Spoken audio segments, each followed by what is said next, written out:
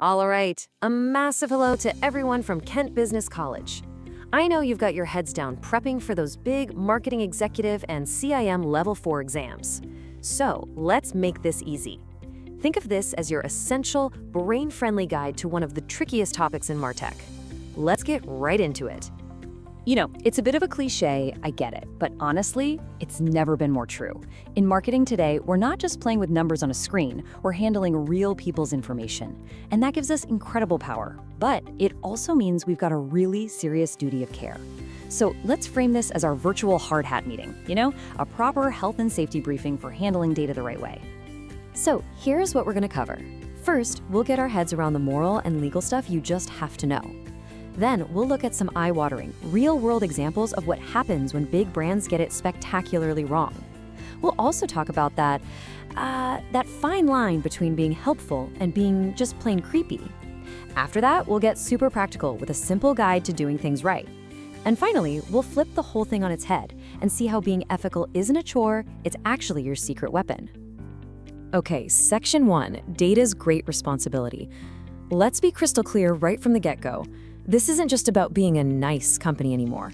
In today's world, handling data ethically is a non-negotiable, legally binding requirement. And the big boss, the one you absolutely need to know for your exam, is GDPR. This is basically the law of the land here in the UK and all across the EU. It lays down some really strict rules about getting clear consent before you collect data, only taking what you actually need, that's a key term, data minimization, and only using it for the specific reason you told people you would, that's called purpose limitation. And trust me, as we're about to see, breaking these rules comes with a very, very hefty price tag. Right, onto Section 2, the €1 billion fines. This is where things get a bit dramatic. This is where we see what happens when the theory crashes into a very expensive reality. For a little while, I think some companies thought these rules were all bark and no bite. Well, think again. The regulators have well and truly shown their teeth. These fines we're about to see, they aren't just a slap on the wrist. Nope. They are designed to be a massive deterrent, hitting companies exactly where it hurts, their bottom line. Case in point, Meta. Back in 2023, they got hit with a record-breaking fine of €1.2 billion. Yeah, you heard that right. That wasn't a typo. Why? For transferring user data between the EU and the US without the right protections in place. A number that big, it made the entire industry sit up and pay very close attention. And it wasn't just them. Look at Amazon, slapped with a staggering €746 million penalty. Their big mistake? The way they were processing personal data for all their targeted advertising. It just wasn't up to scratch with GDPR's consent rules. These are the kinds of figures that can shake any business, no matter how big you think you are. And to bring it right home here to the UK, TikTok got a fine for over £12 million. Now, the reason for this one is so important. It was for messing up on child data protection. It's a critical reminder that the ethical stakes get so much higher when you're dealing with data from vulnerable groups. But you know what? It's not even just about the money. Sometimes the other cost is even bigger, your reputation. I mean, the Cambridge Analytica scandal is the ultimate cautionary tale, isn't it? Data from millions of Facebook profiles, just harvested without proper consent, then used for political targeting. The fallout was just immense. The CEO was dragged in front of the US Congress, #DeleteFacebook was trending everywhere. It was a brutal lesson in just how fast you can destroy public trust. And that leads us perfectly into our next section, crossing the creepy line. Because look, even if you manage to avoid a massive fine, you can still get it really, really wrong by just alienating the very people you're trying to talk to. This just nails it, doesn't it? Helpful personalization feels like great customer service. But creepy marketing? That just feels like you're being spied on. There's this famous, or maybe infamous story about the US retailer Target.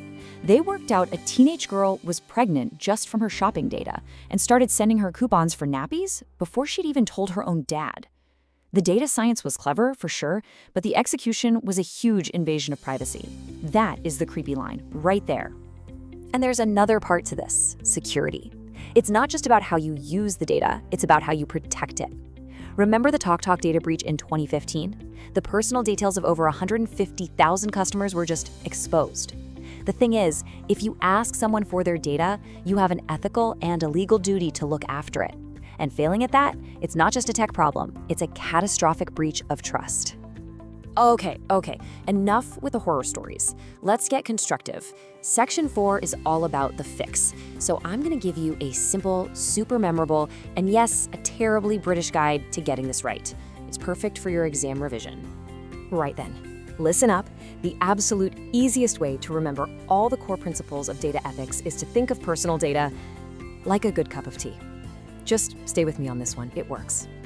So, here we go, the rules of data tea. First, you ask politely. You don't just snatch someone's brew, do you? You ask for their permission first. That is your clear, unticked, by default consent box. Second, you don't let it get nicked. You look after it. You keep it somewhere safe, you encrypt it. That's data security. Third, you serve it fresh and hot. Stale, cold tea is just awful, isn't it? Same with data. It's got to be accurate and up to date. Sending offers to someone's old house is just bad form. And finally, if you spill it, you apologize properly, clean up the mess, and you brew a new one. You own your mistakes, you make it easy for people to correct their information, and you fix the problem. Simple, right? And this brings us to our last section, ethics as a superpower. Because doing all this stuff, it's not just about dodging fines and avoiding angry customers. It's about building a brand that people genuinely trust and, more importantly, a brand they want to do business with.